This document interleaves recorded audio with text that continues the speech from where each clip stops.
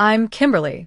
Standing outside the fancy Marlowe Grand Hotel, I watched as my family was left in a disarray, a far cry from their once arrogant selves. My sister, Laura, was sobbing in her expensive, but now useless rented gown, and my parents looked like shadows of their former selves. It was a sight I'd never thought I'd see, but it was a long time coming. I've always been the overlooked one in my family. My sister, Laura, was the golden child, while I was the one they believed was struggling. My parents, Henry and Ellen, were always more focused on Laura's success. Laura married Jason, a man who thought he was the king of the corporate world just because he had a mid-level management position at Orion Industries. One day, we were all at the elite steakhouse to celebrate Jason's so-called promotion. The restaurant reeked of excess, with the smell of aged beef and the palpable sense of money. We were seated at a large table, and I was with my 7-year-old son, Ethan. Laura sat at the head of the table, looking radiant in a dress that probably cost more than my monthly rent. Jason sat beside her, full of self-importance. When the main courses arrived, a waiter placed delicious steaks in front of Laura, Jason, my parents, and Laura's kids, a 9-year-old boy and an 11-year-old girl. But there was nothing for Ethan.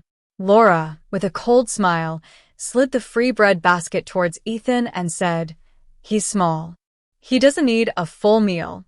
Bread fills you up faster, right, Ethan?" My parents just nodded in agreement, as if they'd always been on the side of this cruel injustice. Ethan, a gentle boy, just looked down at the bread, then at his cousins enjoying their steaks. I could see the pain in his eyes, but he didn't cry or complain. That was the moment I decided enough was enough. I called the waiter over and ordered the most expensive seafood dish on the menu for Ethan, along with a fancy side and a drink.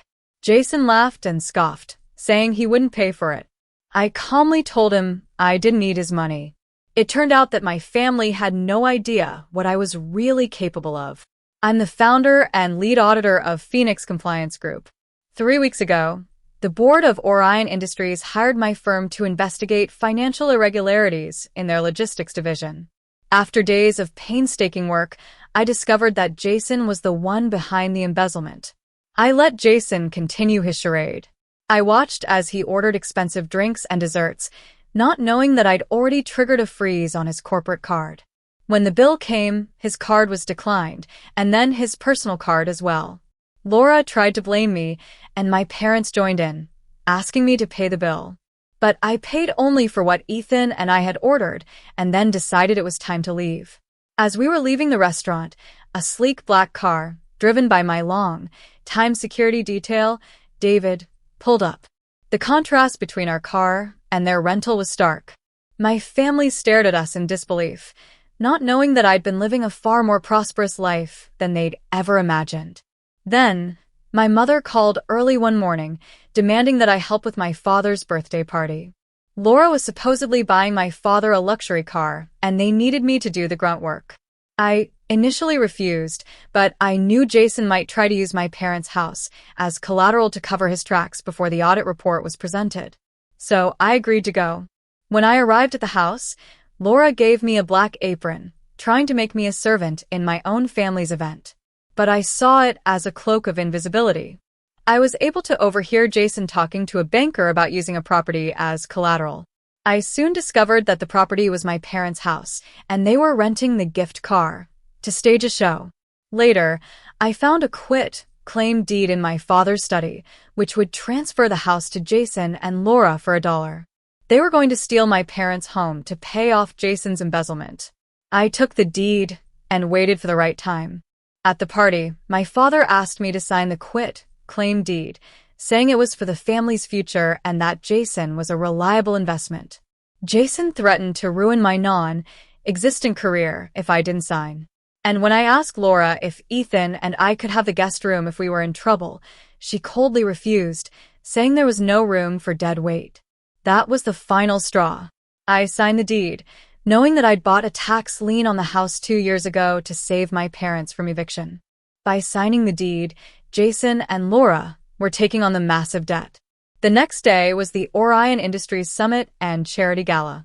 Laura and Jason thought they were going to shine, but I was there to expose the truth. When I arrived in my elegant gown, Laura tried to get me removed, but the CEO, Mr. Thompson, recognized me and welcomed me as the strategic partner he'd hired to solve the company's problems. Jason was on stage, about to give his speech, when I walked out with a remote control. I revealed all of his financial crimes on the big screen, from using company money for personal dinners and rentals to his scheme to steal my parent house. The room gasped in horror. 2 federal agents soon arrested Jason. Laura was in shock, and then she turned her anger towards me, threatening to sue me. But right then, a process server arrived and served her with a notice of default for the house. She realized she'd fallen into a trap, and my parents finally saw the truth about Laura and Jason. I then set conditions for my parents to keep the house. They had to sign a lease, write an apology letter to Ethan, and ban Laura from the property. They agreed, and Laura was left alone and bankrupt. As I got back in my car and headed home to Ethan, I felt a sense of relief.